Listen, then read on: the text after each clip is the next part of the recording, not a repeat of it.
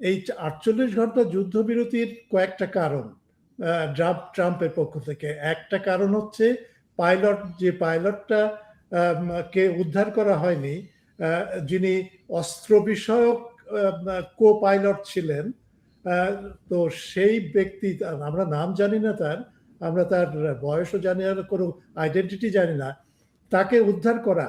সুতরাং উদ্ধার করতে হলে তো একটা যুদ্ধ বিরতির একটা ব্যাপার আছে, কারণ যুদ্ধ চলাকালীন অবস্থায় সেখানে গোলাগুলির ভেতরে এই বৈমানিককে উদ্ধার করা অত্যন্ত কঠিন ব্যাপার হিসেবেই হবে বলে ডোনাল্ড ট্রাম্প এটা একটা করেছে।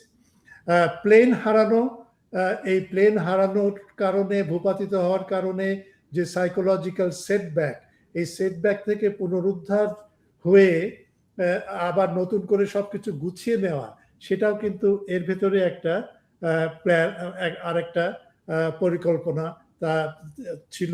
এই ৪৮ ঘন্টা কেন যুদ্ধবিরতির প্রস্তাবটা আমেরিকা দিয়েছিল, মোটামুটি এই দুটোই হচ্ছে প্রধান কারণ।